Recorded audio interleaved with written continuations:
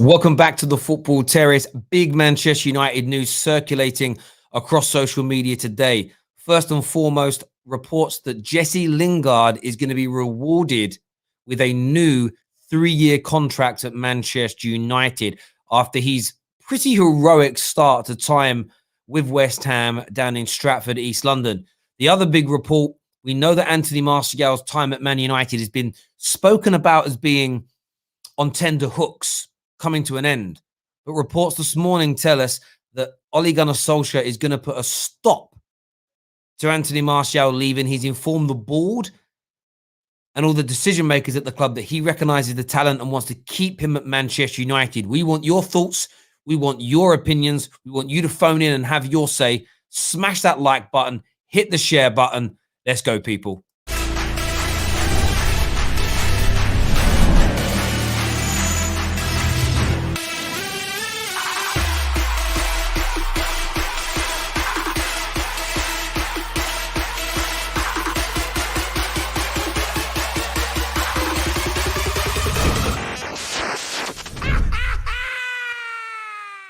Welcome back, everybody. Anthony Martial, he has had a torrid season for one reason or another. Some will put it down to him. Some will put it down to no system. Some will put it down to maybe a voodoo doll. Some might put it down to where the stars are aligned. Some may say it's because of lockdown.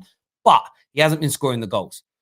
Manchester United have looked at the possibility of selling him in this irregular transfer market and trying to bring in a replacement. Ole Gunnar Solskjaer have said he would rather stick with Anthony Martial. He recognises there's much to gain from a fit and firing Tony and doesn't want to rely on an irregular transfer market to try and improve on his particular position in terms of selling him and bringing somebody in to replace him. Of course, adding additional qualities to the squad is what Ole wants. Ole doesn't want to go for a scenario where you bring in Sancho but you get rid of Martial, because you don't strengthen the overall depth within the team, because if you lose Sancho, you're still left with Dan James.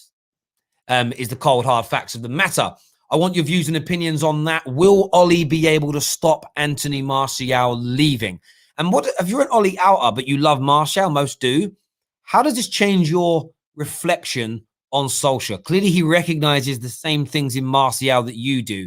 Are you happy that unlike maybe the predecessor in Jose Mourinho, you're happy that Ole recognises the qualities in Martial and is trying to keep him? In the other news, big reports today that Man United are looking to bring Jesse Lingard back in the summer and offer him a new 3-year deal. Remember, he already earns over £80,000 a week. It's likely there would be a pay rise to between £90,000 to £100,000 a week at Manchester United. Is this the right move? I've seen a lot of Man United fans who despise Ole say, look how good Lingard is after leaving. He should be playing at our team. So when the cold, hard facts come home that Man United may say facts, the newspapers are saying it's fact. I'm saying it's a big rumor, and we'll get onto why I think it's a big rumor later. If you're an advocate of Jesse Lingard, if you're happy with how he's playing now, what's your thoughts on Man United rewarding him with a new deal? Or should we be looking for bigger and better players? I want your views. I want your opinions. We've got Danny Devil in the details and KJ backstage. We're going to share the link very soon with you for you to come on and have your say. No doubts about that whatsoever. We're going to share it on the Discord server. So make sure you get yourself involved here. Piss, please don't, is what original base Annie says here. Glazer out says, I think we will get Sancho if we don't get Haaland. Sancho is on his way.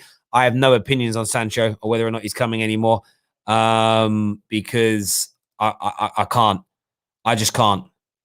I can't allow myself to get drawn into that one again. It hurt too much in the summer. Do you know what I mean?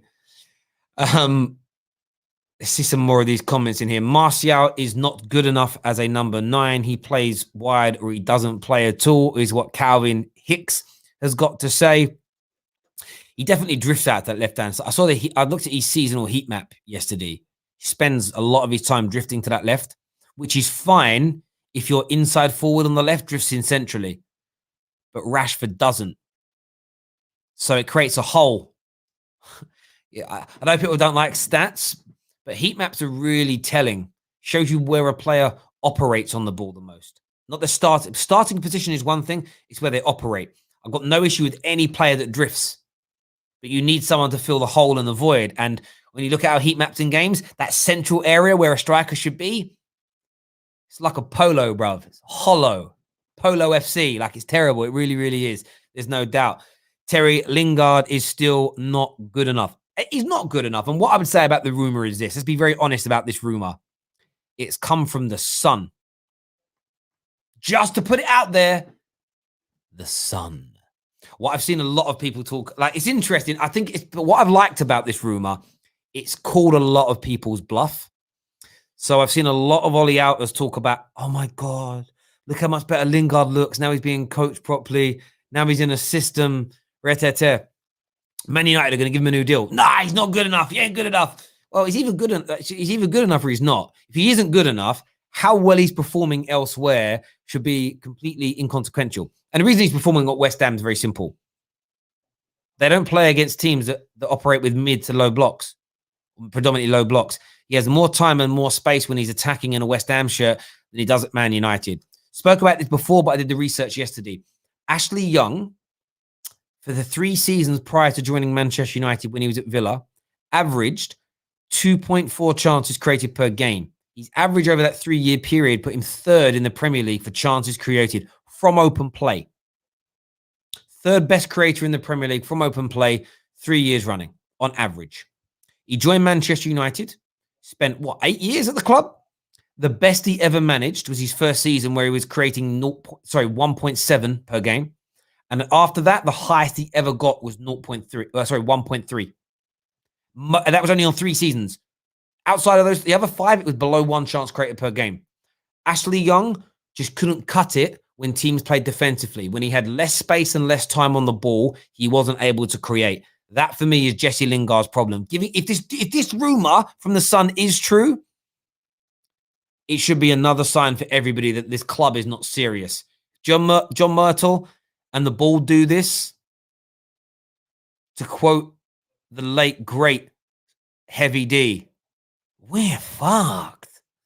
Like, we literally are, bruv. It's over.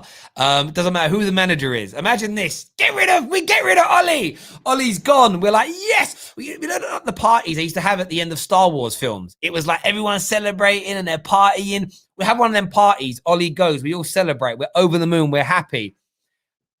And you think Nangelsmann's getting Lingard to play ball, bruv? You think that's happening? Lingard. Suddenly Lingard's going to turn into an absolute baller. Yeah, of course he is, mate. Absolutely. It's a madness. It's a madness what goes on at this football club. Terry, I will donate £500 super chat if you tell us if you give us £500 super chat, I'll do the big announcement now. Cool. But you won't. But if you do, I'll do the announcement now. And the boys backstage know what the announcement is. So there we go. Lingard looks like a player reborn at West Ham. Looks like he's at the right team with the right manager and right playing style for him at the right. Yeah, no doubt he's doing well and he's a good footballer.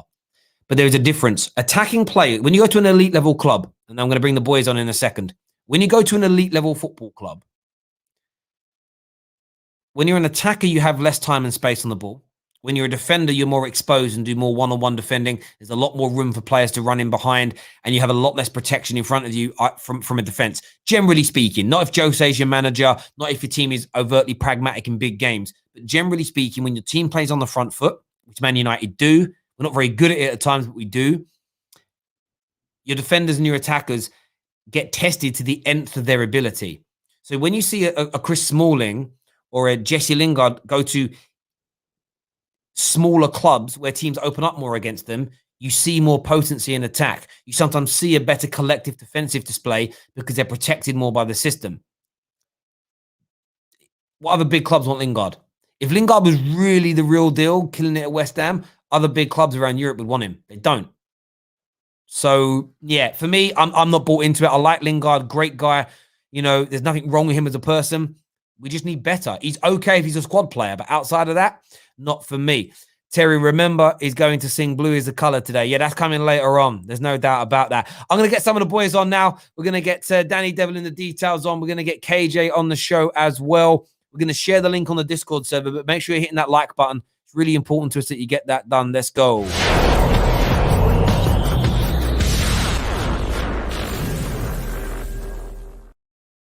Gentlemen, how are you both? Good. Good, good. Danny looks like he's doing daddy duties, so you can tell how he feels right now. Yeah, 100%. What I want to speak Jesse Lingard first of all, KJ. What's your thoughts on this rumor? It's such a United rumor to have in it.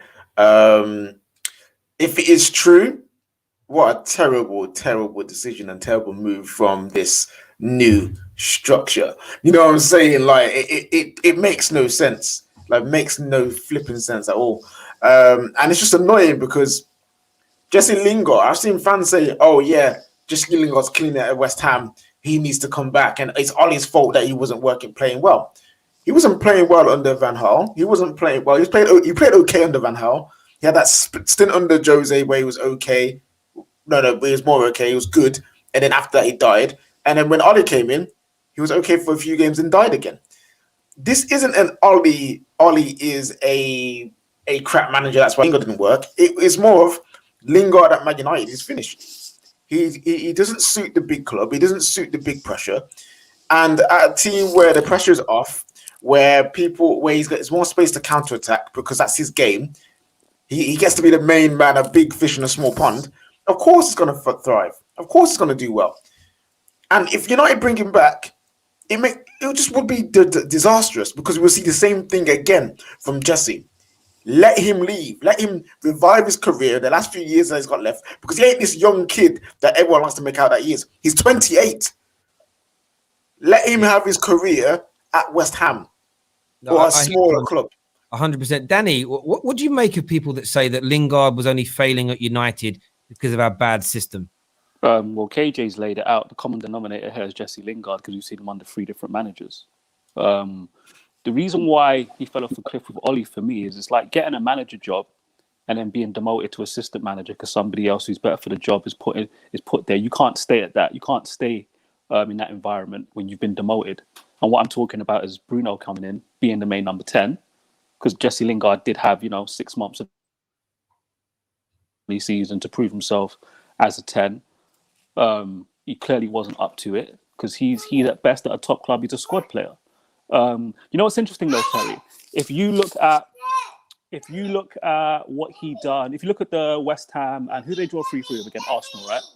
If you look at that game, I'm gonna have to come back to my point. I hear you, bro. I hear you. Alan come back with a chat. Actually, one of our members here says you misunderstood me, Terry. I was meaning Jesse Lingard is at the best place. No, I totally got you, bro. You're absolutely right. Jesse Lingard has gone to a club that has the space for him and plays a style that is suited for Lingard against the teams they play. If teams all sat low block against West Ham, he wouldn't be performing like this because he doesn't have the ability to consistently break apart low block teams. It's why he actually was pretty poor against San Marino. He missed another goal. He made some good saves, but I saw so many times in the box where he was crowded. He's touch letting him down. When you've got more space, you can have a bad touch and get away with it. Why? Because there's no one next to you to close you down. When you've got a fullback or a centre back and a midfielder that are this close to you, one bad touch, you lose possession. Sorry, Danny, back to yourself, mate. Go on. Yes, what I was going to say is that first half, look how good Jesse Lingard was. Then look at him in the second half. That sums him up. And if you notice, the Man United fans will talk about the first half of Jesse Lingard, where he played well against Arsenal, but there's no backlash for him being poor in the second half. And that's why he needs to stay at West Ham. So people just appreciate the good things he does. And when he doesn't play well, he's not under a microscope like he would be at Manchester United Football Club. So for me, he's found his level. Listen, if Bruno came in the summer for the 2019-20 season and Jesse Lingard was just relegated to his backup, then he would have been fine. But as I said before, when you get promoted to a position, you can't be demoted and then stay motivated to be in that place. So, but in regards to him potentially getting a new contract, listen, man, this is the Glazers in the Woodward. Forget about the structure of John Murtough and Ollie. They see football players as assets. They see an asset who has 1 year left on his contract, who's playing well, and they think, damn, we're going to have to sell him for about 15 mil. If we give him a new contract, have him as a squad player and he does okay, we can get £25 million for this asset. That's how the Glazers and Woodward think, and that's what I think might be going on here. Yeah, they could be using this as a bit of, especially with their connections to the Sun through their PR team. Do you know what? Let's sell the story that were going to give him a new deal to really try and force the hand of West Ham. Indiana's with us. I know you've been chatting to me behind the scenes about other stuff going on with West Ham, and I wanted to bring this up.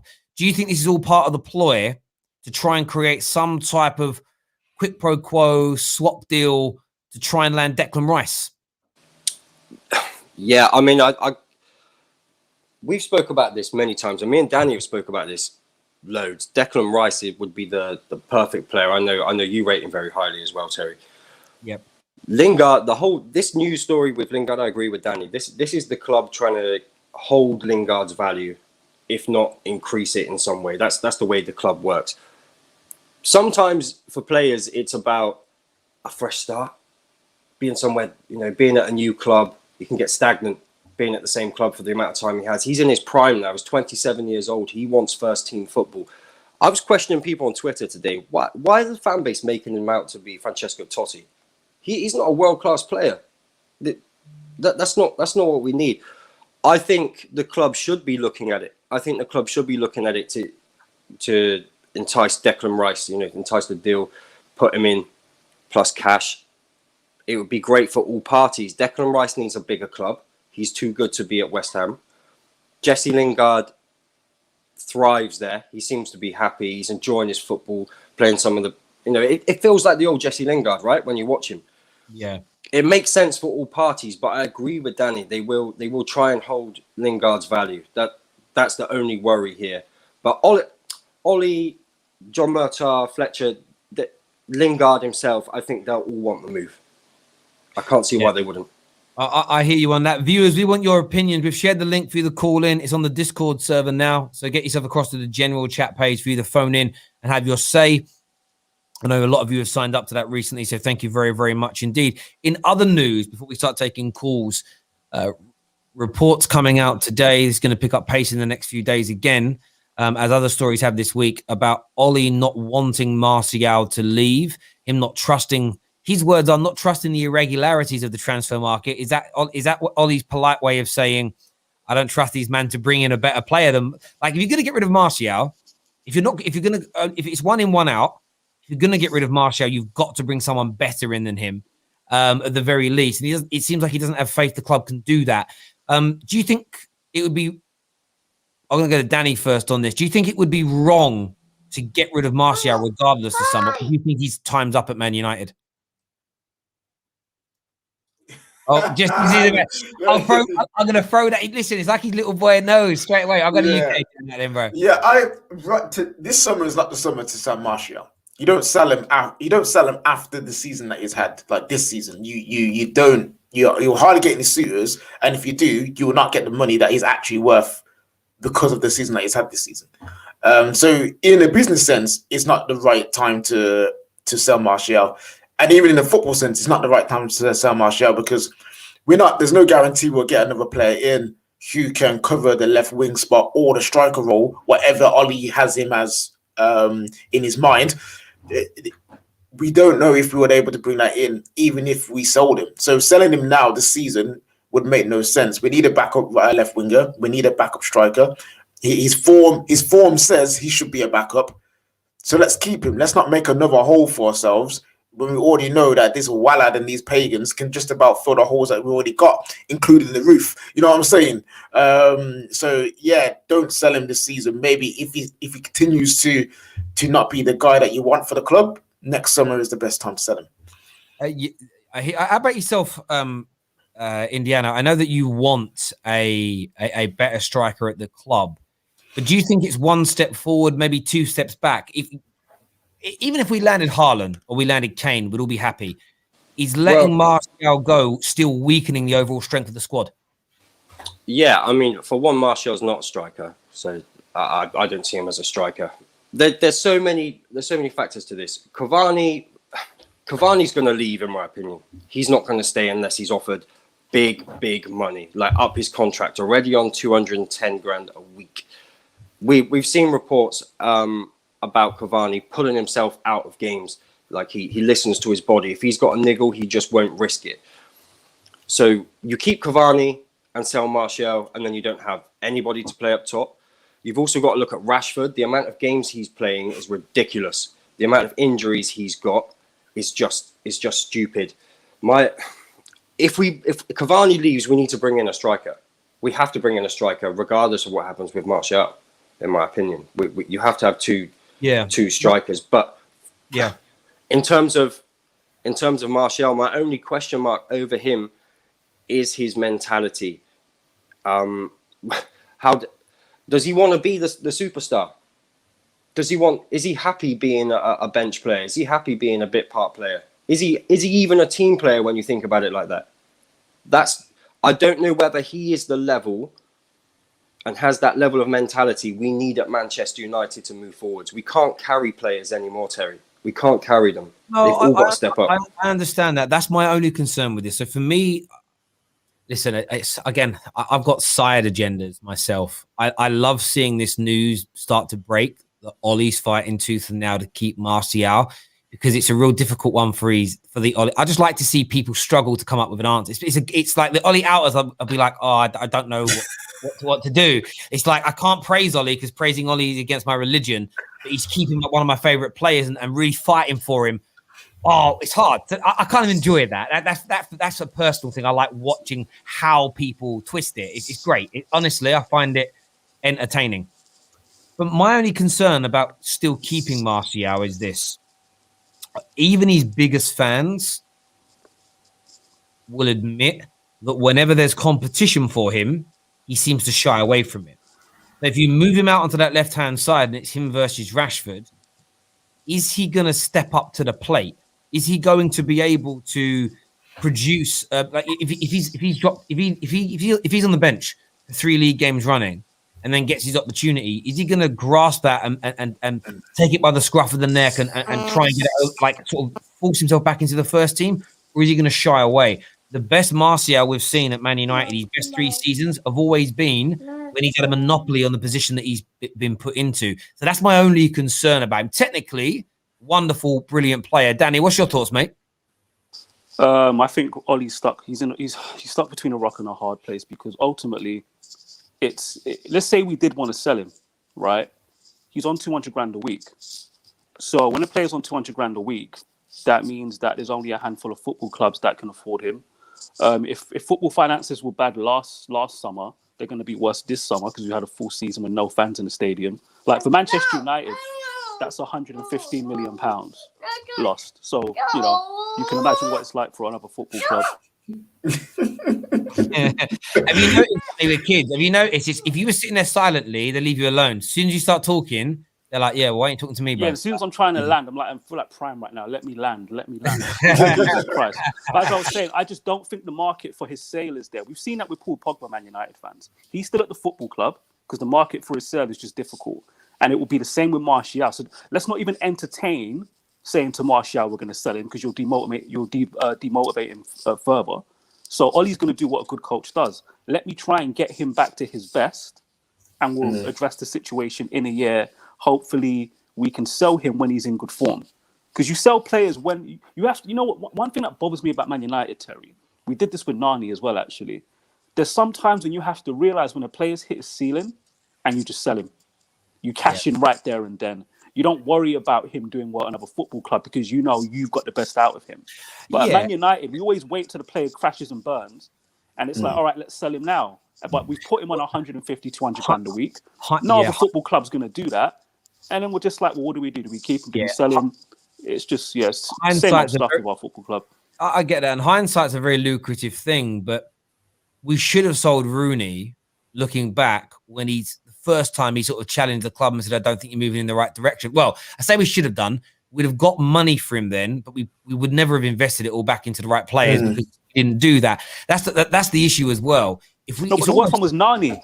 So Nani, we actually got 3 consistent seasons out of him. Then we gave him a new contract. We should have just sold him then. And I get your point, but the point I'm making is, if we sell them at peak and get the value, we still ain't pumping up all that money back into the club in the right way, and that's why fans have got to understand about the poison chalice at this football club. If we operate in the right way and we raise the right money and save money, we get players cheaper, we get them in cheaper, and we get them in quicker, we buy them cheaper, we sell them for more money. For any normal club, That's Bob's your uncle. We're saving 30 million a season. That means every 2 or 3 years we can buy a superstar. We can give like a player that's thinking of leaving and being tempted by another club. We can give him a bumper pay rise because we need him. No, that's taken out. That's taken out in dividends. That's spent on I don't know, buying retirement homes in can I just add to or that, whatever. I don't know. So we got rid of Lukaku and Sanchez. Where are the replacements? Well, it was Greenwood, Martial, Rashford in terms of their form. Yeah, but Greenwood wasn't wasn't any backups to expected. it. So we promoted Rashford and Martial. Let's say that worked out, and they were a premium left forward and striker. Right? Yeah. Number one option's there. Okay, where's the quality to back them up? Yeah. Danny, it was Dan James on a yacht. That's what happened. No, listen, we bought Dan James because we blew 80 million in cash on Maguire. They knew they were going to do that. That's why they got in early with Dan James to just go get a winger for 12 mil. Exactly. And why did they drop 80 million on Maguire? Because they refused to sign him a year earlier for Jose Mourinho because they weren't getting on with Jose Mourinho for 50 million pounds, and they could have done that in installments. So the outlay would have been around 10 to 12 million a season, giving us tens of millions more in cash reserves. But then we bought him a year later for a different manager. That's why the club needs to buy players for the club and needs to stop living in their feelings over managers. We're going to go to calls on this now. Martial to stay, is that right or wrong? You don't have to toe the party line. You don't have to say, oh, it's right to keep him just because you're scared of a few trolls on socials getting you. Jesse Lingard, do you think he's good enough? Do you think he's wasted at West Ham? Or do you think this is absolute Glazeronomics at play if he signs a new deal? Or are you excited? Do you think I want Jesse to stay? He's better than what some people might think he's better than Bruno. I've seen some weird stuff on socials. The link's available now on the Discord server. I'm also going to share it here on the live.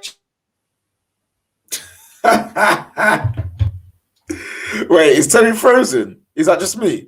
Yo, KJ, is that a light? He's muted for his kids as well. Top you're wearing. Yeah, it is, bro. You're one of these. I didn't know you're one of them, KJ. Come on, man. Yeah, bro, I'm one of them. We are bun you, fam. Look at your head. Anyway, I'm taking over. He now. bought it after Right, we lost. Here we He go. bought it after we lost. So Terry's frozen. I don't know what happened to him, but hey, we don't need him anyway. We don't really watch Terry's for him anyway. Watch it for us, innit? So first caller of the day. Yo, I test actual son. What you saying? Yo, how are you, Terry? It's KJ, sorry. Yeah, listen, I was using that, yeah. First of all, yeah, free my guy Jesse Steele, yeah. Obviously, yeah. Giving him a contract is just criminal, yeah. Everything he's been through, I think he should just stay at West Ham. I watched that San Marino game, yeah, and he was poor, yeah. But I'll just say like, let him stay at West Ham, innit? He's a system player, yeah. Yeah. Second of all, sell Martial. You have Sell to him? sell Martial. Yeah, you have. I've said it for time. Lacazette, without goals, offers something. Martial doesn't. I've said for time, Aubameyang without the pace and goals is a light-skinned Danny Welbeck. It's true. You know what I like? Do you know what I like about his point, KJ? We speak about this all the time. When the going gets tough and you can't do the difficult things, what fundamental thing can Martial rely on? And as Indiana says, because he's not a striker, nothing. And because he's not a natural winger either, he can't even just get to the byline and cross for you. Yeah, he won't do that. You've said this many times. Martial's a player that he likes to do the difficult things all the time. Super confident to do it. He has to be confident for him to pull it off. And then when you got a low confident Martial who tries difficult things all the time, it is that a detriment to the team. More time, yes. But to AJ, it's bigger than that though. Son, who's going to buy him? Yeah, now? That's a good question. Who would buy him now? I think I would wait until he hits good form, he gets a few goals and assists, then sell him then. I think ideally you should have sold him after lockdown period. That's when I think you should have sold him. But it's a hard one really because you don't know when he's going to find form. He's that kind of player where he has to have confidence. KJ, KJ. What's Martial's value? Because I don't know, bro. I'm not too sure. I can guarantee you it's probably 50. It's probably 50 plus as well. We have to look into that. But I test actual son. Thanks for coming on, my brother. Good points made. Yeah. You know, go chat to your dad. He needs an eye test. You know what I'm saying? All right, we'll catch you over. KJ, I've got a better question. What do you think Woodward thinks his value is? Woodward probably thinks it's 500 million. You know, 500 million is something stupid. Do you know the other thing? Do you know the other thing? And like Martial, when he's got the ball at his feet, right? He's my favorite player to watch. He's incredible. I love him. But his work rate Like this is why I question Martial. When things aren't going your way, work harder, earn it back, offer something to the team. Don't just stand there feeling sorry for yourself. This is what Martial FC can't understand. Why people question him. We should be questioning players. Everyone's open to criticism. And the other thing is, we shouldn't be getting emotional about players. This is what this is all about. The people who want to keep Jesse Lingard and keep Martial, they don't want to keep them because they're elite players. We're not talking about Tottis and Del Pieros here.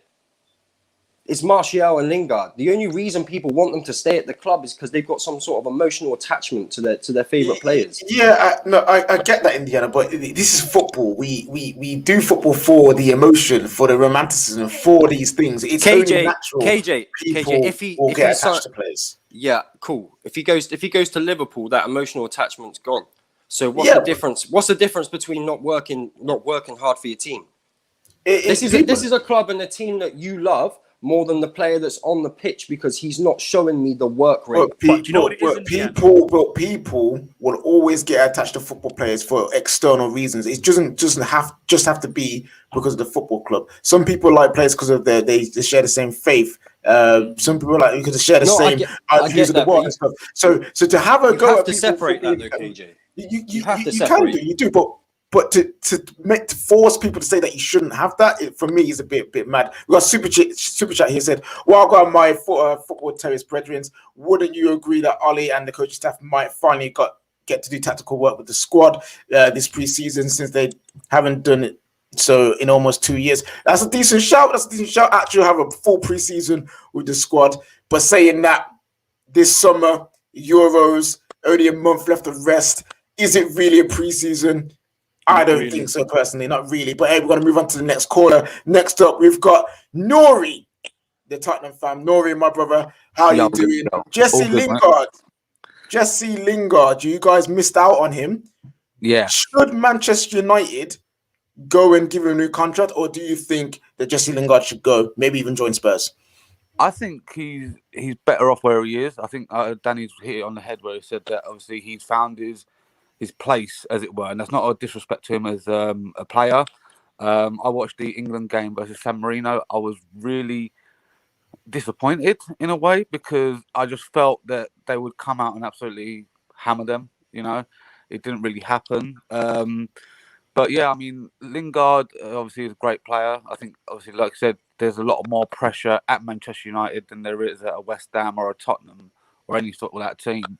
So I think it's not about Ollie not getting him right tactically or the previous managers not getting right tactically. It's just maybe he is not good enough. Not good enough, but like he doesn't suit Man United's play or the pressure that's come with Man United.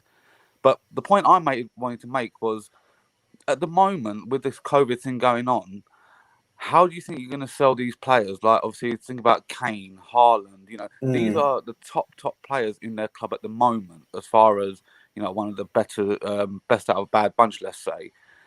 Already, I mean, I've seen rumours that Dortmund won 180 million euros for Haaland. Yeah? Yeah. So, at the moment, what the clubs are going to do, it's not going to be going on what the player's worth, as far as, maybe it might be 50 million for Martial, 60 million, but they're going to push through for maybe 80, 90, because at the end of the day, the clubs are still in their own little debt as far as it goes with, like you said, the tickets haven't been coming in, merchandise hasn't been really selling as much.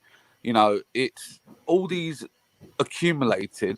And, if Kane does go, Spurs are going to, what Levy's like. You saw what happened with Berbatov many years ago, how he literally held out and, tried to get the maximum money, So I don't think it's going to be as easy to sell on players like a Martial, like a Haaland, like a Kane or something, because the club's just going to want ridiculous money.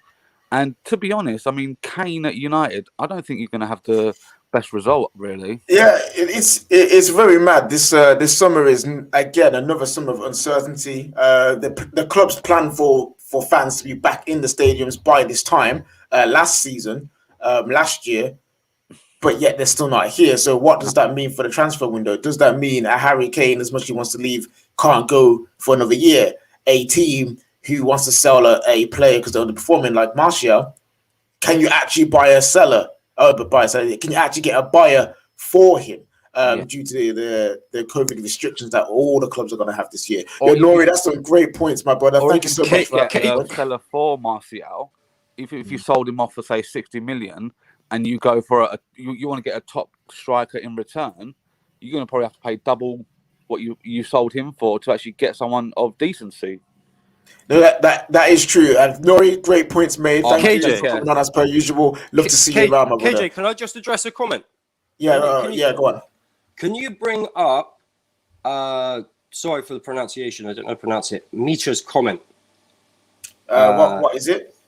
It is, Indiana has an agenda against Martial, I wonder why. I want to address this. No. Go on. I'm going to address this because the next comment in there is, well, the man is always hating on Martial no matter what. So why does he not say the same about Dan James Maguire not taking us to finals, always bottling it? What are you trying to say, my guy? What are you trying to say? What are you? No. I'm sorry, KJ. I'm not having this. You're not calling me out saying I'm hating on a black player, because that is not true. Do you want to know who my favourite player for Manchester United is of all time? Andrew Cole. Indiana. Do you want to know who my... No, I'm not having it. Indiana. No, I'm not having it. But you don't have to qualify. You don't have to qualify and tell them who your favourite player is. Don't let them. No. I'm not having this because I think this is a massive issue. This is a massive issue. I criticise Danny. You talk to me all the time. I criticise Dan James all the time. I criticise McTominay all the time. I criticise Lindelof all of the time. This isn't an agenda. I give my opinions on the player as a football player. That's where I am with this. Don't be starting agendas like there's some sort of racism involved, because that is not true. That is not true. These guys know me. Furthermore, like Indiana on this platform has been consistent for years saying that Martial's not a striker. That's why I'm on this platform. Yeah. He doesn't for that reason. And you say, why wouldn't you criticize Maguire? Well, Maguire is a centre back, so there's no debate about that. And he's playing, he's decent. Most people aren't these idiots on social media that think centre backs don't get dribbled past, or you only judge a centre back on the one mistake he makes every 7 or 9 games. You can be those football fans who don't actually objectively analyse players. And Dan James, we know his ceiling. Other than maybe one big Man United YouTuber, Rick the Red, who's falling on their sword for Dan James? No one. Martial FC have been singing this guy's praises and putting him on a pedestal for 4 to 5 years. Yeah. So that's why he's a target, because a large section of our fan base always deflects from him to the manager. And I did it under Mourinho. I'll be damned if I make the same mistake and do it under Ollie as well. He's the common denominator here, not the managers. That's a fair point. And listen, I know Indiana. His reasons for Martial is to do everything purely football, and to insinuate that it's anything else is completely wrong. We've got Aaron up next. Aaron, Martial to stay at Manchester United, Jesse Lingard to stay at Manchester United. Is those the right things to do? Is it the right thing to do, in your opinion? Well, look, on the Martial thing, right? I think with Martial, they're keeping him. In my opinion, well done to Ole Gunnar Solskjaer, because he's trying to turn a player's mentality around right now. And I know he's not really a competitive player with other players. So I think when Cavani leaves, Martial will get better next season, in my opinion, if they don't bring in another striker.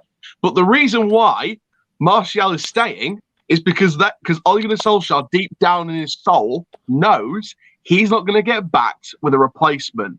He knows deep down he's going to have to work with Martial and make him a better player than this season, because he's not going to get backed. And the same with Jesse Lingard. If they were going to back the manager with a world-class right winger, either Sancho or someone else, then Lingard wouldn't have stayed, in my opinion. Because let's look at where Lingard can play. Cam and right winger. Cam, you can't get ahead of Bruno Fernandes unless it's cup games. Right wing, you got Dan James and Mason Greenwood in that position. Lingard will play in the right wing mainly next season, because they know they're not going to back the manager to bring in a proper right winger. So you believe the article is true from the Sun that Jesse Lingard will be coming back to Manchester United and will be getting a 3-year contract? I don't think this. look, I think that the Sun are usually BS, but based on past experience with the Glazers, I wouldn't excuse it if it was true. I wouldn't be surprised if it was true, because they won't back the manager to bring in the quality of talent for the first team and the bench. They'll just bring back their low knees and they'll just shoehorn people in positions. And this is why I've said for months, Ole Gunnar Solskjaer is doing this job with both arms tied behind his back.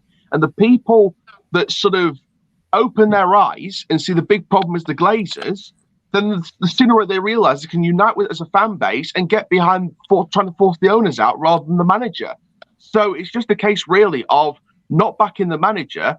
And, you know, the Sun's not usually true, but if in this case, I wouldn't be surprised if it was true.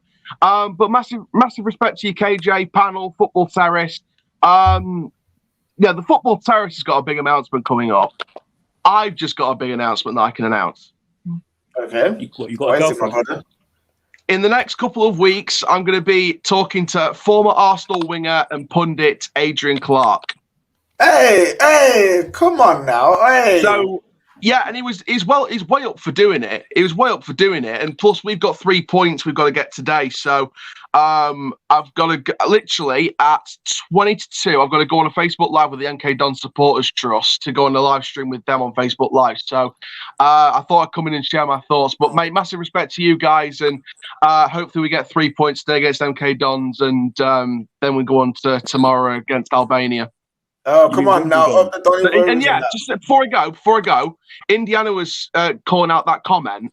I know deep down that Indiana's true. Indiana's true. He's not got any hidden agenda with these players. He says his opinion. And it's like me coming on this platform. I keep coming on this platform because I keep putting Doncaster references in these calls. So that's why I keep getting called on. Indiana has got an opinion on Martial. He's not a striker.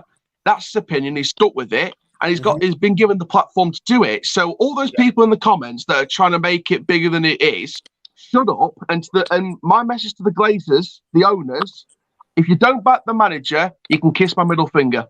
You've heard it here. Aaron has had his say. He said to basically kiss my ass to the Glazers ain't even United fan. We love to see it. Thank you so much, Aaron, for coming on. You know what I'm saying? Well, that's wonderful. I love Aaron. Aaron's such a good guy, man. Always comes up with the energy and some good points. You love to see it. Right. Obviously, we cannot have a United calling without the man of the moment coming in and frying our brains. You know what I'm saying? He's an absolute legend of the channel. We love to see it. It's man like I-Test. Welcome to the show. What are you here to say? Yeah, I want to address Jesse Lingard because I-Test? Everyone's Wi-Fi saying today, people, man. Yes, and can you not hear me? No. So I-Test, your Wi-Fi is bugging. Well, I'll put you back in the backstage, and then I'll bring you back in a sec. Okay, we've got another caller here. He's brand new to the channel. I don't know what the hell he's going to say. It's a bit weird looking as well. It's got a massive head. It looks like he lives in his mom's basement. Terrence is here. Sorry about that. Like, first world problems. I'm having the pump on my swimming pool changed, and they tripped the electric in the house, so everything cut off. I was very happy with them. There we go. Yeah, what are we talking about? I-Test was about to come on and say his piece about Martial, but his internet was bugging. I don't even know if it's his internet. It's something's wrong with his tech recently, which is really frustrating. We could try him again. Try him again. I-Test. Can you hear us? Nah, he's frozen, mate. He's not even. He's gone. Terry, I was asking KJ before. I'll ask you. What do you think Martial's value is? Ooh. See that face? See that? We all had the same reaction. Yeah, right? it's an interest. The problem you have is I have to. What you end up having to do is removing your own personal thoughts and feelings. For me, in this market, in this world, his current market value is probably between 40 and 55 million. Like on a real level, that's probably where his valuation is, because what he doesn't have He's a very talented player, but he's looked at as inconsistent. He doesn't really have a brand, a marketing brand behind him that always elevates your pricing. You know, Marcus Rashford is valued at around 100 to 120, but we all know 40, 50 million of that is through feeding kids, and brands want you, so it makes you more valuable to a club. So I think if Man United sold him, if we got more than 50 million, I'd be surprised. Yeah, it's gonna be a difficult one. It really is. He's a player that when he's on form, he's one of the most beautiful players to watch in football. I don't care what anyone says. When he's on form, when he's firing, he's amazing. When he cuts onto his right foot, bends on from the left hand side, you want it. But the drop off is so wide. Like it's really mad. Last season, you would say 60, 80 million. Last season, you would say 80 million. That would probably be his price, maybe a bit lower. I think it depends where you play him. The fact that his performance has dropped so much is why we're all confused about how would you price him? Because the drop off ain't a little like, oh, he hasn't scored 5. He scored 5 less goals than last season because he still have a good return. He has scored so little. But it's ridiculous. I think it's also but about he commands the wages of a player that's supposed to be consistent. Well, that's what makes it hard to sell him. Yeah, he does. He's on 200 grand a week. I think it depends though where a club wants to buy him. So at the moment, another reason why I think it's hard to sell him now is because I don't care what his fanboys think about his ability. It's about the cold hard facts. A buying club will say, well, he fouled as your number 9, so you're selling us someone that you don't want as your number 9. And he's not one of your mainstay inside forwards, so he's not established. Now, if he was performing consistently as an inside forward, he'd be one of the best in the world. Like when he's played inside forward for Man United, his goal return, his assists, his quality, his impact on games has put him up there, one of the best in terms of doing that in the league. Like I think if he played regularly on the left in the majority of the top teams in the Prem, he could perform at the same sort of standards as the Mane. I've always said he was more of an inside forward than he is a number. When he plays in number 9, of course I tweet my number 9 when I'm celebrating him. I've always found him more a wide player than a central player. But as it stands right now, because he's in between 2 positions, he hasn't nailed down one down as being one of the world's leaders. It isn't like with Rashford. He's world leading on the left-hand side of the attack. You know, he isn't in that position, so it makes you worth less money, in my opinion. Terry, do you think that's because he wants to be a number 9? Do you think he's got a kind of mental block there where he wants to be the number 9 and he hasn't reached the Rashford levels in terms of potentially? That's what happens whenever you don't. There comes a point in life where you have to decide what you want. Do I want to be self-employed? Do I want to run my own business? You can't do both at the same time successfully because your mind's in 2 different places. I've had these struggles in my life where I'm not solely focused on one thing and I'm trying to do 2 or 3. I'm spinning too many plates at once. And I think Martial has spent some of his life trying to be that inside forward, some of that always trying to get himself centrally. And then when he's in it, it isn't quite working. It's what do you want to what do you want? What do you want to be? Yeah. And then you go for it. At the moment, I feel like he's in between the 2 things. And that's making it where I think Rashford has settled for being an inside forward on the left. That's where he knows he's at his absolute. Yeah.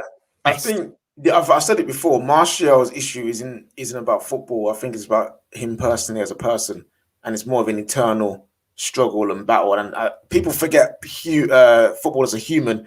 And we all go through these things of what am I, where am I going, what do I want to do, and you can see that kind of is reflecting in the way that he's playing right now. And I feel like once he gets through these personal questions, these bigger questions that we all have to answer for in our own life, you will end up seeing. Cameron just getting feedback on you. Sorry. You will end up seeing the best of Martial again. I just think it's more. We have to look past the football at this point and actually look at the man and wonder what's going on. I think with Anthony Martial, as much as he doesn't show a lot of emotion, I think he's quite an emotive person, and a lot of what he does is based. So when you bring in a striker to challenge for him, I think he takes it. I think he takes it to heart, and that's some will look at that as a good thing, and others will look at it as a flaw within him. But it's around how you nurture it, and this is where I think could end up happening as well if he leaves. He's the kind of player that could leave. The last time he was looked at leaving, remember what club, the only club that really showed major interest in him, it was Sevilla. So it wasn't like Barcelona and Real Madrid were knocking the door down. I think industry-wise within football, there's an element of doesn't do well with competition. If he goes to a gargantuan club, there's always going to be competition. I think if he goes to a team, one peg down, but still of a good level, where he's the main guy, I think he'll flourish. And what may happen, you may see him leave and go to a Sevilla. He could go to, I mean, for me, it depends. You need more than him to come in. But if someone said to me right now, we could sign Sancho and Harry Kane this summer, but to get Sancho, we've got to give Martial in the other direction. I'd almost be supportive of that. One, it's a good deal for us if we got a number 9 and someone for the right-hand side. But I also would like to. I think Martial would kill it at a club like Dortmund, where if he was the main guy, he would absolutely kill it. Any club he could go to where he's the main guy, by far, I think he wouldn't have a problem. I think so with the emotive pitch there. Cam's with us. What you saying, mate? What's going on, boys? Sorry, I'm in bed, so I'm not putting on my camera. Oh yeah. It's like what 8 a.m. over there? It's like 9, and I'm hungover, but yeah. Yeah, this whole if we sell Martial, we'll be in a similar situation as if we sell Pogba at the moment. Like we're not going to bring anybody in to replace him. I know he's not scoring goals right now, but who are we really going to bring in to actually replace him at the moment? Like he was actually linked to Tottenham not too long ago, I think. Like it was a late link. That would be nice if Harry Kane came back. That'd be the most ideal situation. And I agree with everybody that if he went to Tottenham or somewhere where it's like, all right, or like a Roma or a Lyon, like one of those squads, you put him on one of those squads, he's banging goals and he's happy. He's the man. He's the star. It's like Memphis Depay. Remember Memphis Depay? He wanted to be like the guy, the star. Started being a rapper and all that ish. Oh, and then, funny enough, it was Martial that took that away from him. Like, it was. Well, which is ironic. And then he goes to Lyon, and he people are talking about him like he's one of the best in the world. Where sure he was young when he was with us, but I mean he's not. I don't think he could ever survive at a really big club. There is that, and it's like we spoke with Jesse Lingard earlier. Like Martial, by the way, is far superior to Jesse Lingard, and I think anybody that puts him on anywhere near the same playing field is a fool. But there's also this element of when you go to a slightly lesser club, teams approach you and play against you in a very different way. It enables you. No one can convince me otherwise that when you play for Lyon, you get far more space and time on the ball than you do in a Man United shirt playing in the Premier League. And in football at the elite level, that extra half a second, that split second extra on the ball, that extra second or two to make a decision is so key. It's that speed of play in the top 2, 3, 4 leagues that separates those players. And then when you're at the big clubs, that separates it. It's the same as when I was involved in the fighting game. I'd see people that could just, when someone would step up a class level, go to another standard, and it was the decision-making time, the time to think was just so much, like they had less time to think. That's when people got exposed. The skill was there. You'll find that the skill was always there. It's how do you react in the cold light of day when you're hit in the face? How do you react when, oh God, every time I touch the ball, someone's smashed. I felt like Lukaku struggled at Man United because every time he touched the ball, he had a defender up his ass. He really struggled with that. He goes somewhere where football isn't quite played that way. Bit more time, bit more space, and he's absolutely flourishing. And defenders are weaker than him. I think one of the biggest issues for Lukaku is there were defenders who were as strong as him. And he's probably grown up in the youth system, being he was. I've seen pictures of him in the youth academies. He was the biggest guy around, so he would be pushing on people without even trying. Going up in Everton and West Brom, they had so much time and space for him to counter. Now you come to United, you got defenders who are strong as you, on your back 24/7. It exposes the fact that he's not a target man, and he never was one. You know what I mean? And it's now not it's just that though. It's you want him facing forward. You don't want him facing. You don't want him facing his own team. And at Inter Milan, because Conte plays wing backs who can actually cross, and this is the thing I said with Mourinho. He wanted Perisic for a reason. And all the Man United fans, me included, that laughed at the time, said, "Why do we want Perisic? He's not good enough for United." Mourinho understood. If you buy Lukaku, get him a winger who only cares about feeding him. Because Rashford don't care about feeding him. Martial don't care about feeding him. Well, it's why also that's why he's thriving. That's another reason why he's thriving. You're absolutely right, and it's why a lot of the big clubs have never gone in for Jamie Vardy. Jamie Vardy is dangerous with the ball being fed into the channels or against high lines. I mean, that's no good if you're Man City, because Man City are predominantly going up against teams that are sitting back. So of course he'd score goals because they would put ball, but he wouldn't be the same potent player in the same way. It's horses for courses, and I think sometimes football fans, again, the comment here from my test, who said something along the lines of, weird thing to say. Low, he goes, I was about to end them, as in us on here. They say sell Lingard, but then cry about squad depth. Lingard is amazing for squad depth. It'd be hard to get better. So there's two things there. Most Man United fans have said that they wouldn't mind him as a squad player, but it's about Jesse. Jesse wants to play first team football. So sell Jesse, make the money, and use that money to make the squad better. It's not a case of sell Jesse and don't replace him. It doesn't need, again, this is, I love you. I love you, Ites. But again, you're doing key stage 1 analysis. You're doing the basic element, and things like replacing him. Of course, you replace him. It's a prerequisite. You don't need to say that, bro. Yeah, no, but his argument. Sorry, Danny. His argument about it would be hard to find another bench player that is Jesse's level that's also a lie, because there are many players out there who are Jesse's level and above that you could get for the bench. I would take Rafinha over Jesse Lingard. I would take Pedro Neto over Jesse Lingard. Like there are players that are better than Jesse that you could get. Jesse Lingard doesn't currently fit how we play football. That's why he's fallen. Like, that's what I'm confused about with this whole bring back Jesse Lingard movement. Like, people who say we have no system, and I'm doing quotes. It's like the reason Jesse Lingard didn't work for us is because the way Ollie plays with his number 10s or his inside forwards. Jesse's not good enough on the ball. He's much better at he's like Donny van de Beek in a sense. He's really good at moving and moving around. Yeah, it's Cap. The thumbnail's throwing me off. Sorry. Yeah, my bad, man. It's dark. You know what as well though? It's just he doesn't fit our squad. Like, he's playing basically in that kind of shadow striker role at West Ham. He's not like, which is great for him. He's good at running onto the ball and hitting it one time. He's good at filling in the channels, and that's kind of his role. But at United, and the way Ollie plays, he demands a lot of that number 10. He demands a lot of those inside forwards. Like, they have to be technically good on the ball, and we know Jesse's not. So I don't know why everybody's like, bring him back. It's like, I'm happy he's playing first team football and he's happy. Yeah, let's use him as a make weight. Bring in somebody who fits. I want to know why, Cam? It's a crime for a player to leave United and do well. There are certain fans, and when they see a player leave our club, they need to see that player be crap. So we're justified in selling it. I don't get that sentiment. That's not how it works. Things just don't work out. Or they want it the other way. They want to see him do well, so they can say, "See, it was because their manager was crap," as opposed to not understanding horses for courses. But my point would be this: if you remove Lingard from the situation, primarily, like every now and then, you Fergie did it. You bring in a Henningberg or a David May, or someone who knows they're there for backup. A handful of players you sign a backup, Lee Grants, Uncle Iggy's, etc. Get that. But the vast majority, this is why you've got to have a good recruitment system.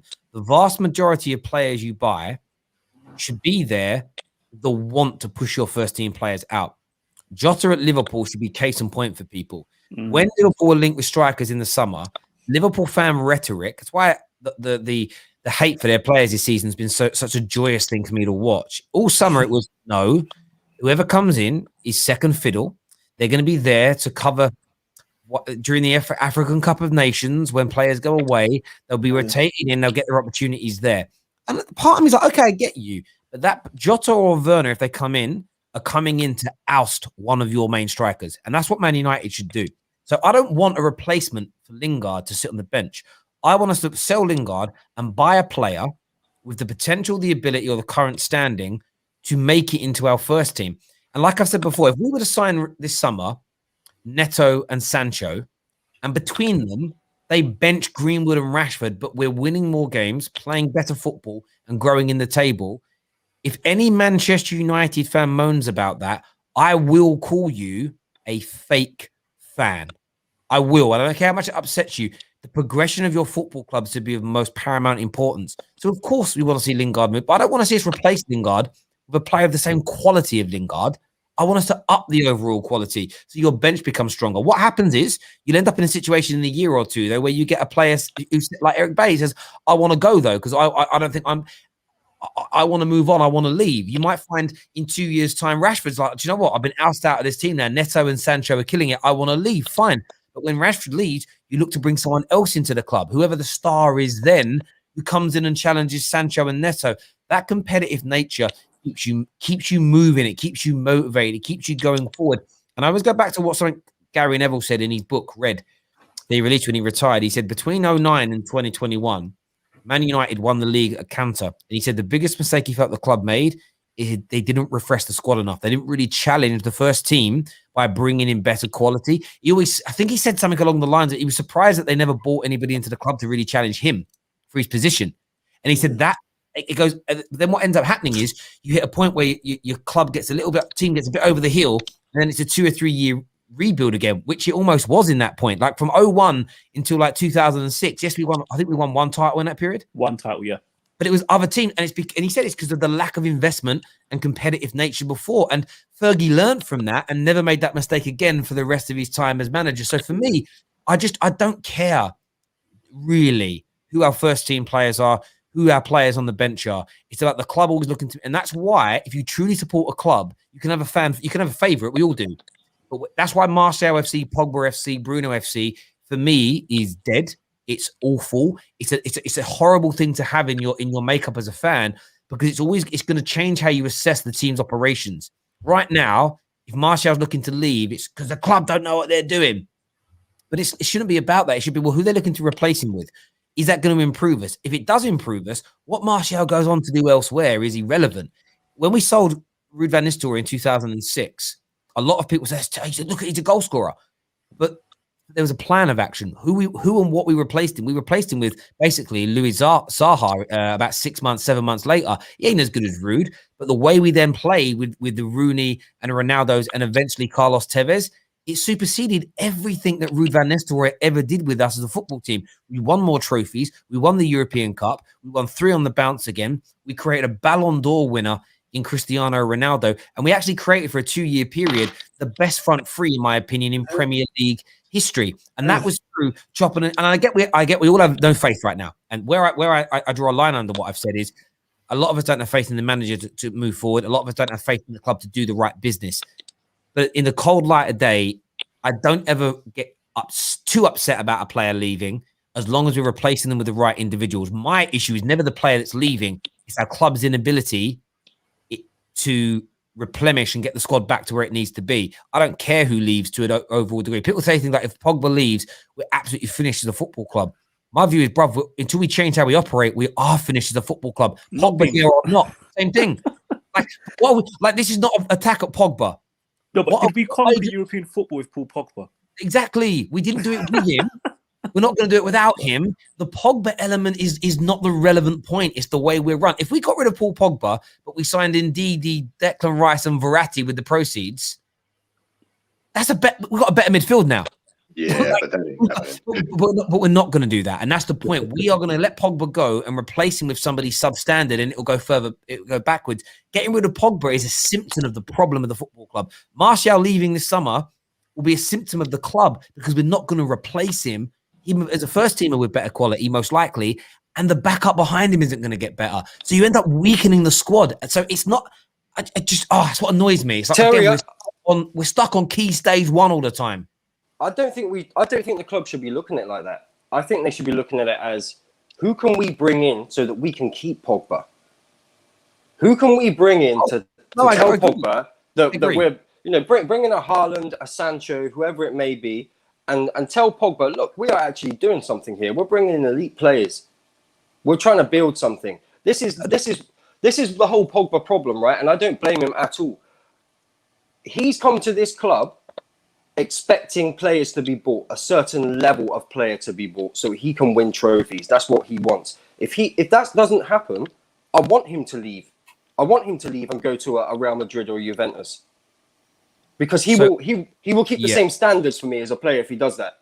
So a winning mentality. So again, that's my first choice, is that we keep our better players and we add additional to the squad. My point was more around, if a player wants to leave and we sell them, we don't replace correctly. So whatever. So as I say, for me, the frustration people have with selling people is it's too thin. That the argument's too thin. But equally, when we look to bring stars in, people moan that, oh, but what if my favorite player gets ousted, because they care too much about Martial, Pogba, Rashford.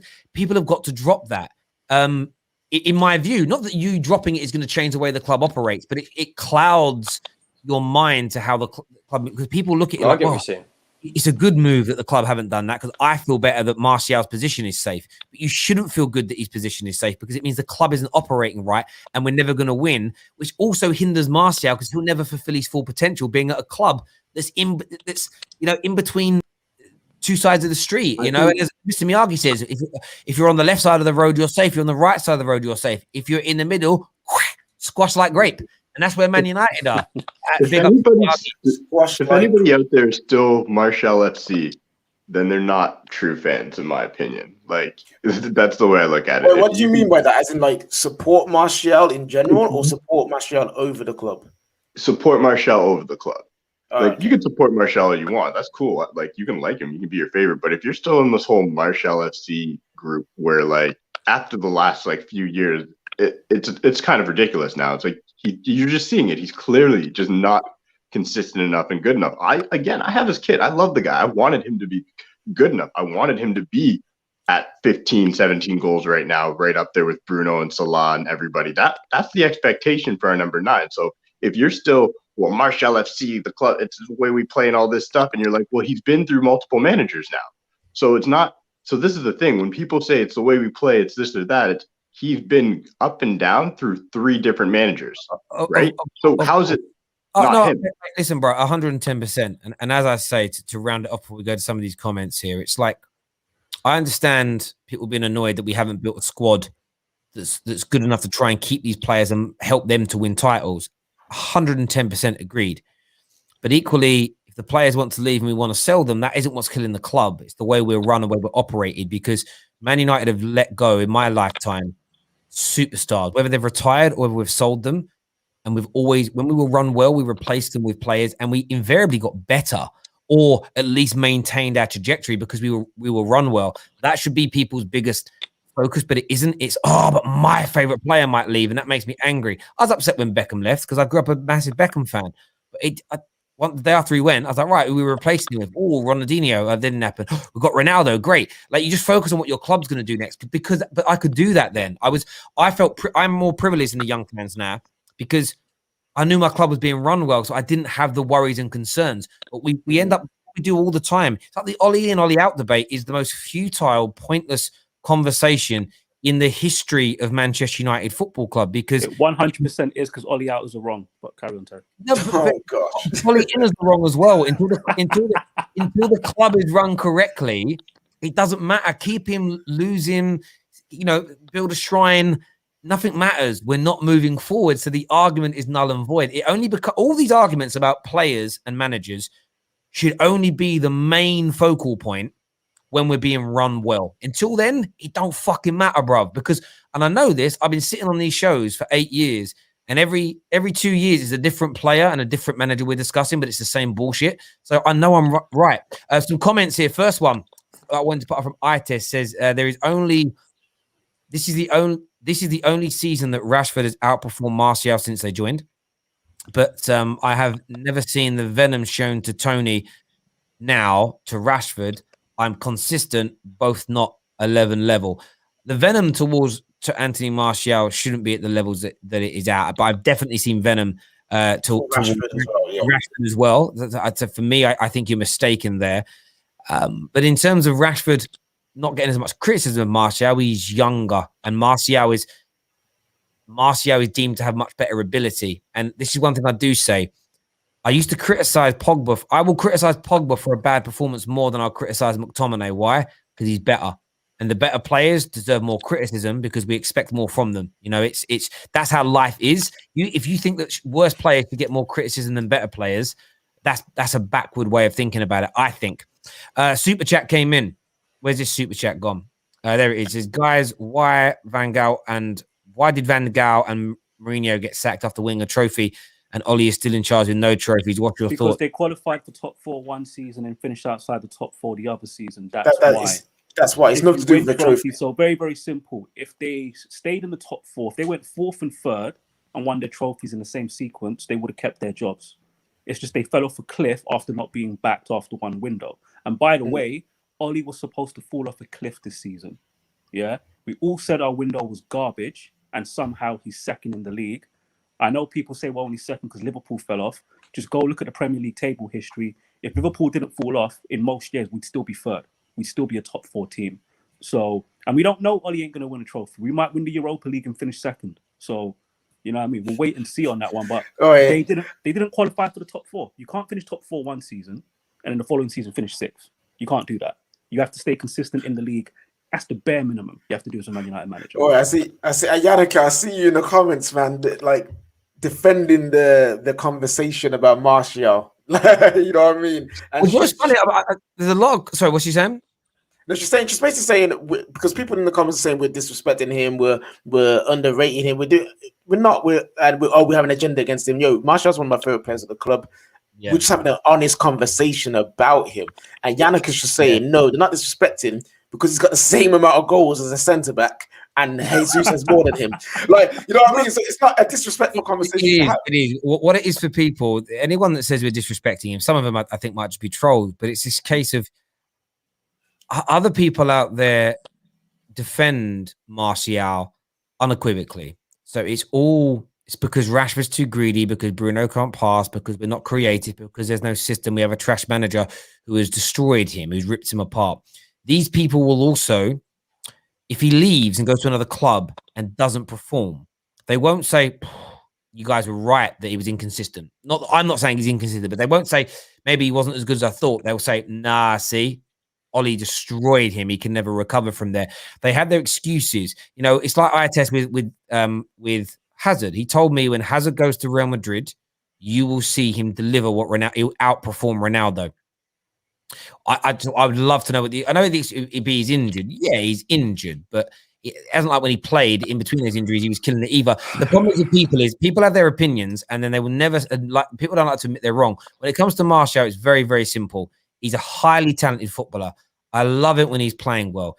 He's had a poor season by his own standards. I keep seeing people say we don't create the chances. He doesn't have the touch. Someone said yesterday, I think it was Aiden, said he's had less touches in the box this year than last season. I went and checked.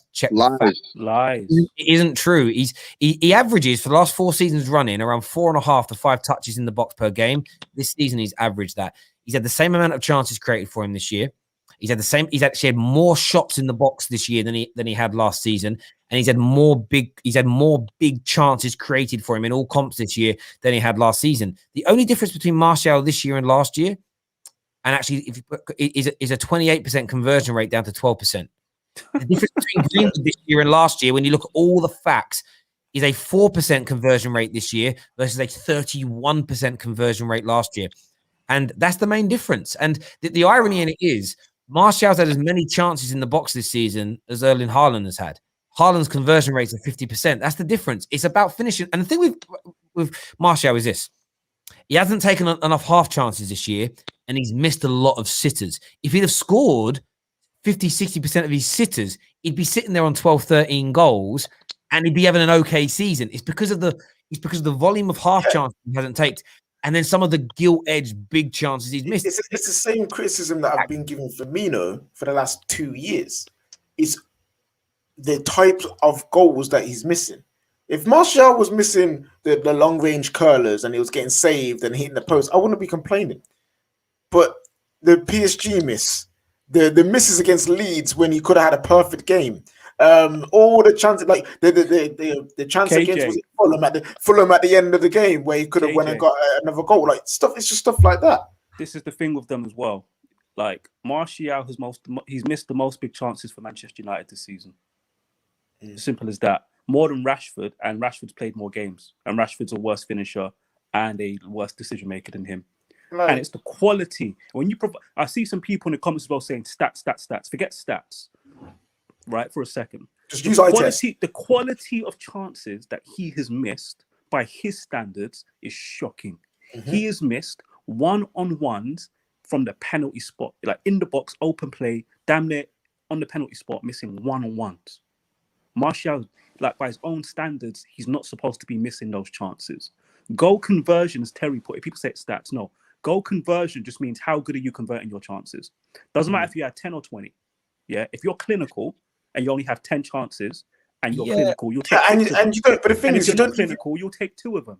He hasn't been clinical. You don't even need stats to see this. If you use the eye test like everyone likes to use, you can clearly see the quality. No, but KJ, their eye test says, but their eye test is the team ain't playing well. They don't like the brand of football, and they think Martial should be getting 7-8 sitters a game to score goals. And I think people look at it backwards, Danny. He'd be scoring.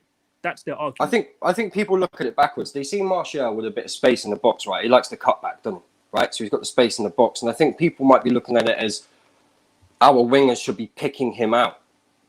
Like there's a bigger part to his game that in Indiana. You're right though. You're right about that. We could do with a bit more creativity. Crossing into the box, especially from the right hand side, is poor. There's no doubt about it. But the facts don't lie. That he's had multiple opportunities to score, so he still missed. Just under 90% of his chances that he's had this year. And that isn't a good enough conversion rate. There's this guy, Jewel, in the comments, he's been at it all stream, Can you just bring up who's missed more big chances in the Premier League this season? Can we just prove this? Because he's saying we're lying.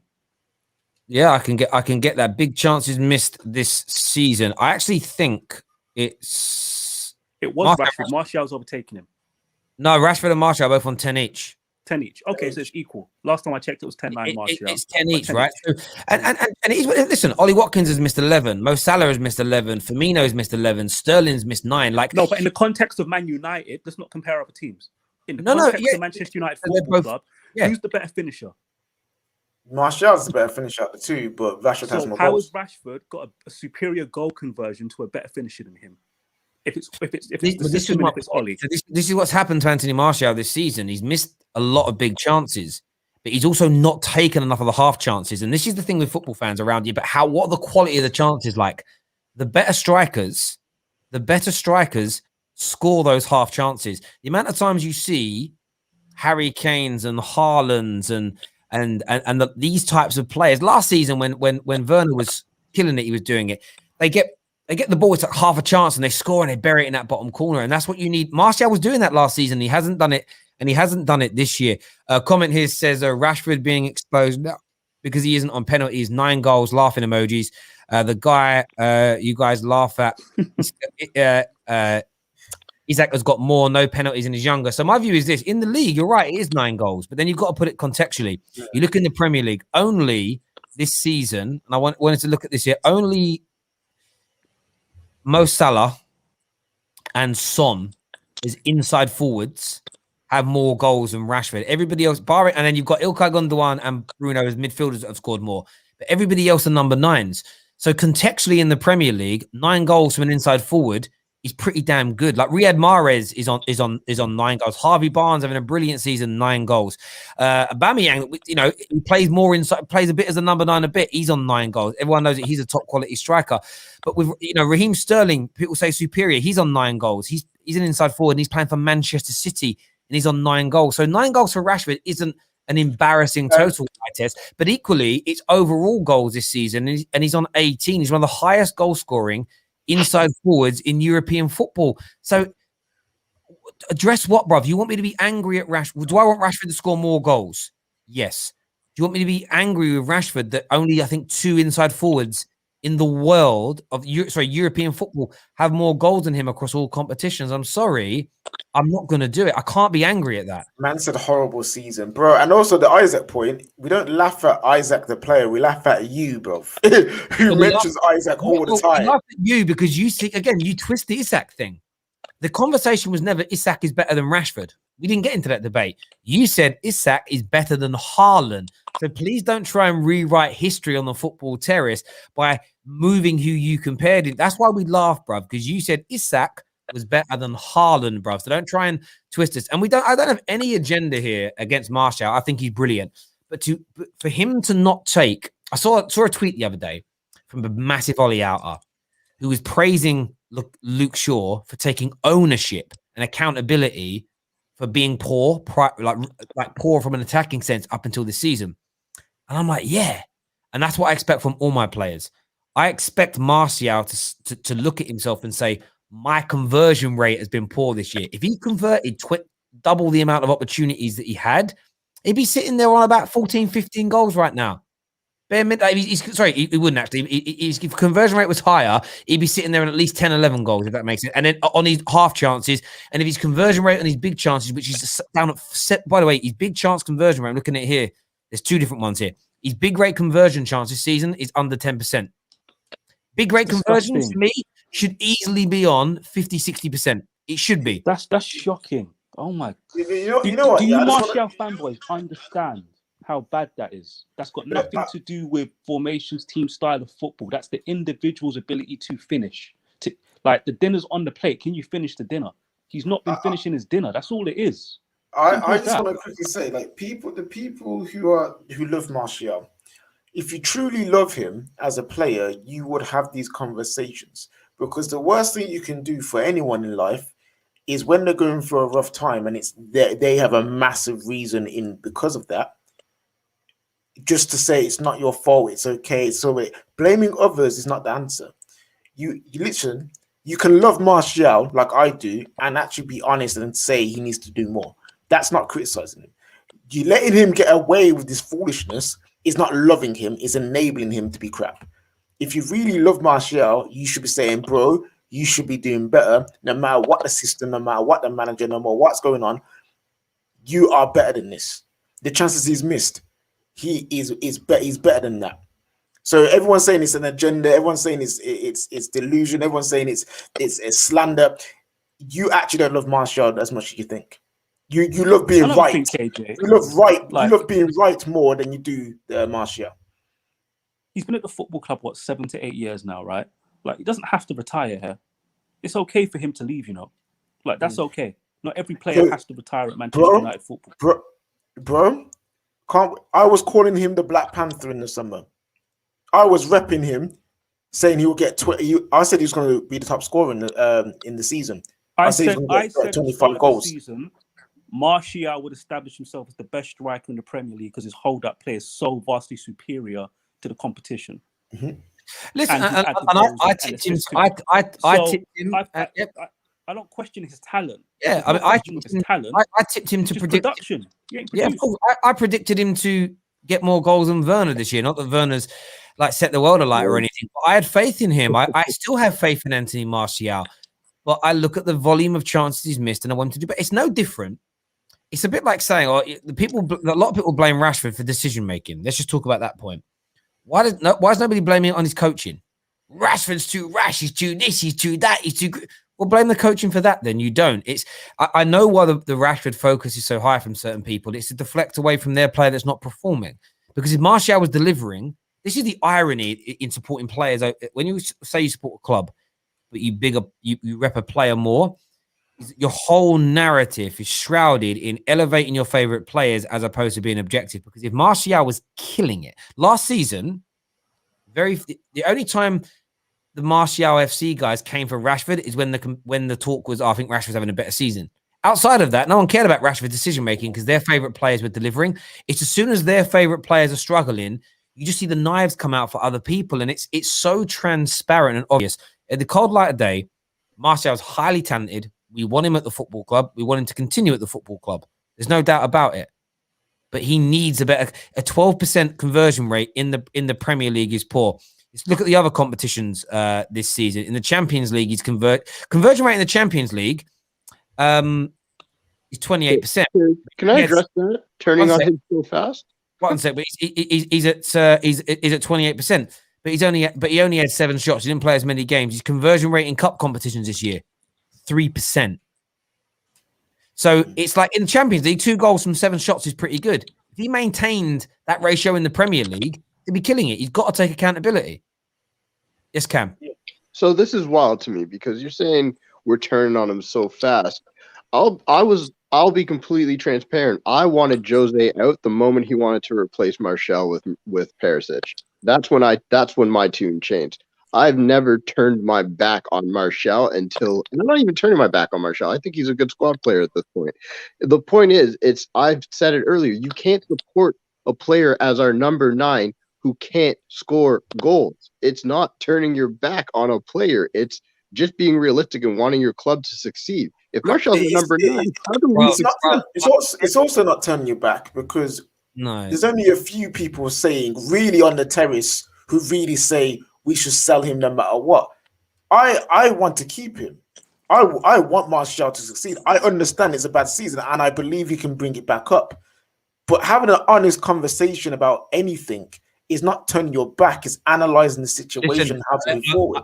I'm going to give this thing here. I give my children praise and criticism in equal measure. To not criticize somebody you care about, during times of development or adversity, whatever it may be, it's the worst lesson that you can ever teach people. And for me, not that Marcel's listening to us, our job as fans is to talk about it. That mantra in life, it's turning your back on someone to criticize and want them to take ownership for poor performance. If you walk through life with that attitude, you will never be successful. You will always have a struggle in life. At work, you have to take the developmental feedback and go away and work on it. There are times I've had staff members who I love and I cherish, great people. I've had to give them feedback. This isn't right. This isn't working. You've not delivered here. You need to fix up in this area. They need that talking to. It's got to be done in the right way. No one's on here saying he's trash. No one's on here making up nicknames about him. Nobody's on here like digging into his family, attacking what he looks like, saying that he should smile more. Like, we're not going down that road. It's simply stating that he needs to convert more of these chances, especially if he wants to remain at Manchester United. Because what do we all moan about when it comes to... If Scott McTominay pulled off more of his forward passes, would we moan about him as much? Think about all the things you moan about with other players. If Rashford started making better decisions, would people attack him as much? If you're being true. If the crosses from AWB were more accurate and more better, would he be moaned about as much? No. So why is it turning our back on Martial to say he needs to convert more of his chances? The same criticism I see people give other players, you give it to a Martial or a Pogba, and you suddenly got some weird agenda. You're turning your back on him. You're bullying him. No, I'm giving the same criticism to those players as I do others in our team. And there are loads of elements of players that I want to see improve, and we give them that level. If you can't handle that feedback, that's just on you, man. That's just on you. I've got a dip. I just want to say this to Joel about the Martial thing. It's clear to me now. Yeah, it's always been clear to me. I always said Rashford had a higher ceiling, not because of talent, just because Rashford's more determined and will get more out of himself, independent of any manager, any system, any formation, blah, blah, blah. My problem with Martial now is he's proven to me he's never going to have 3 good seasons in a row under any manager. And when I look at his level of talent, that for me is not acceptable. Therefore, for me, he can be collateral damage. He'll be sold for a better player to come in. Because for me, a top player at Man United with his ability, with that technical ability, you need to be consistent year in, year out. And he's proven to me he's never going to be that. So let me be clear. It wouldn't surprise me if Martial next season has a good season.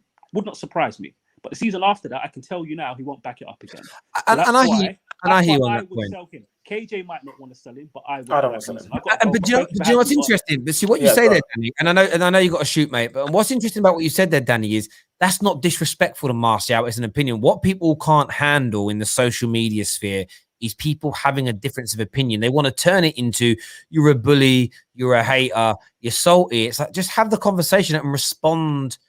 I did those threads the other day on the Ollie outers and Ollie inners. 95% of the responses I got were nothing to do with what I said. It was like, you're not debunking what I've said or my theories or my thoughts. You're either attacking me or you're throwing another nuance in that wasn't mentioned. I answer that, and then I addressed them. So what about answering my points? Oh, well, yeah, I get what you're saying there. So you agree then. So actually you agree, but you're just annoyed because it doesn't sit your purpose. You are acting like you don't believe in him anymore. Well, I've got a response for that. Yeah, some people don't. Danny just basically saying he doesn't believe that Martial can be a consistent performer over years. I don't think Indiana believes he is the number 9 going forward. I believe that there's a player in there we can get it out of him. But to say that people who are not believing in him anymore are turning the back on him is wrong, because there is evidence to back that notion up. there's only so far and so long people can back somebody when the evidence is against them. There will come a point for everyone, for every player, in everything in life, that you see the evidence and you can no longer believe in that person anymore. So with Martial, there's been a good body of work for someone to be like, actually taking everything into account, not just this season, taking everything into account. I personally cannot believe that he is the guy that I thought he was. And that is not a bad thing. It's not like Martial came in last season, scored 23 goals. He's come into this season, did what he's done, and everyone's turning the back on him. That's not happening here. That's not what it is. This is a accumulation of a career, and it's only fair that people can not believe in him. I'm just not a person that does that. Of course. And I think for me, look, it comes down to this. And this is the question I throw back to people who say you're turning your backs on him. A lot of the people that say that are also blaming our system and the manager for Martial being inconsistent or going backwards. But yet when it's Luke Shaw stepping up and improving, it's all down to the player working hard and taking accountability for himself, and is seldom praised for the manager. If it's a manager's fault when a player goes backwards, it has to be the manager's coaching and perseverance and man management that's improved the individual. Those two things for me, it's so easy. I think they are. I think they have to be mutually. They are exclusive of one another. They have to be mutual. They have to work together when they're in conversation. Because if Martial's been destroyed by Ollie's tactics, but yet the players that have improved have only improved because of their own hard work, then why doesn't Martial just take accountability and work hard and improve himself? Why is it always the players that struggle that we blame solely on managers? And I'm not saying that, of course, a better manager with a better system would help us create more chances. But if the conversion rate is still 12%, it's still not going to be enough. Because I'll give you an example. Man City are the highest chance creators in the league this year, but they on average only create 1.5 chances more per game than us. On big chances created per game, they average 2.2. We average 1.9. So they are not creating an exorbitant, a vastly superior volume of chances per game, where they're creating 25 a game and we're creating 12. They are creating a handful more, like a 2 or 3 more chances, and a lot of them are half chances. If his conversion rate remains at 12%, if you look at this season, I looked at a comparison. If he had the same amount of shots this year as Haaland, Haaland's had 50. He's had 57 shots, but he's had 30 chances created for him. Martial this season has had in the league. Martial this season has had 33 shots, but 25 chances created for him. Right. So if you look at it, if you switch their conversion rates, right? If it's 25 chances created, like proper chances created, if you minus the 36%. That would be 9 goals for Martial instead of his 4, based on proper chance. So not shots from distance or anything like that, actual chances created for him. But if you turn around and do the 30 chances created for him that Haaland has had, and you use Martial's conversion rate, conversion rate, Haaland would only have scored 4 goals this season. So you have to still take accountability as a player. It's a combination of the two. I think for me, where it becomes frustrating, and I don't even think Martial would behave in this way, is there is zero accountability from Martial's supporters on him for not performing this season, and it's all put on the manager. And that's the element that I just can't buy. And it doesn't matter that Ollie's the coach. It doesn't matter whoever our manager is. There's a large accountability on you as an individual in life to have the right approach and take accountability for your actions to deliver in what you're doing. And if the environment isn't right, you get yourself out of that environment and you move on elsewhere. But if you sign new deals and you decide to stay in that environment, that is still on you. And I think that has to be taken into account. Final point, Cam. I was just going to say, the people who say we aren't giving Martial enough time, which has been like 7 years, if we're going to be exact, I guarantee you, if you ask those same people if they want Ollie out, the answer is they want Ollie out after 2 years. So it's just funny where our manager, who's going to be back-to-back Champions League, who's probably going to finish second, I still think we're going to win the Europa. I'm like Danny in the sense where let's let the season end, and if he doesn't, then we'll talk about it. But you can't give the manager time, but you are going to sit back and say we're not giving a player who's gone through 3 managers enough time. Give me a break. Like, No, it's yeah, great. I mean, great point for people that talk about time. So on that, I had a comment here from Zaza that says, Terry, why we never blame Ollie, and if we do, you deflect it to the Glazers. Well, it depends on what you're blaming Ollie for. Are the Glazers accountable for picking the starting lineup today? Not that if there was a game, no. Are they accountable for the subs? No. Are they accountable for the tactics? No. Of course, you look at Ollie. But it's when you start looking at the picture of why are we in the position we're in as a club? Why have we had 8 years of failure? Why is there no expectation to win trophies? Why are we rewarding mediocrity? That's on the Glazers. Again, those two things are very obvious, very clear, and very easy to follow. But we're not on our first failed manager since Fergie. It's not as though David Moyes won an FA Cup, a League Cup, and come second in the league twice. We went to LVG that won us the league and got to a Champions League final. We went on to Jose, won 2 league titles and 2 FA Cups, and now we've gone to Ollie and we're struggling. That would make sense then to focus on the manager and say, remove him, run him off, get him out of here because we've got to get back to being successful. We haven't been well run for 8 years. So solely focusing on the manager now for the club's problems and having this futile belief that just replacing him for a better coach is going to get us back to the promised land. It's going to get us back to winning major trophies, or at the very least being continually competitive, which a team like Manchester United, with our financial monopoly over the majority of Europe, we should be if we run well. That's why the conversation steers away from the said manager. Like I've said, I don't care who the manager is. My beliefs will be the same. My beliefs will be the same. And that's why they get steered in these different directions, because it depends upon the subject matter. The individual game, of course, it's going to be on Ollie. And of course, it's going to be on the players. But over a period of time, you have to look at the football club. You just simply have to. If, for instance, Ollie replaces Martial with another striker, and this striker kills it for 2 or 3 years, it was Ollie. You could look at it and say Martial wasn't right for the system. If Ollie gets 2 or 3 strikers and they all fail, then we can start to look at it and say, okay, the players still have to take some accountability, but it's primarily on the manager because everyone he buys in that position has failed. Then, if they continue to back a failed manager or have failed managers, you look at the club. That's how the knock-on effect works. You don't go straight to the top with the first failure because it could just be a bad appointment. But 2, 3, 4 failed failings with dozens and dozens of poor signings, with 3 or 4 failed philosophies and systems, I'm sorry that the conversation has moved on beyond individual players and beyond managers when it comes to why the club is in this position. Simple as that for me. Guys, listen, I appreciate everybody that's tuned into the show today. Not a problem, Zaza. Always here to answer, bro. Thank you very much for tuning in. Much longer show than I expected. I was only going to do about 45 minutes. An hour and 40 minutes later, we're still here. Well, you weren't even here for half of it, but it's okay. True, this is true. Yes, power cut came in. Listen, everyone who's tuned in, a massive thank you to each and every single one of you. We're back later. Another debate show, another tiering show on the way. Until then,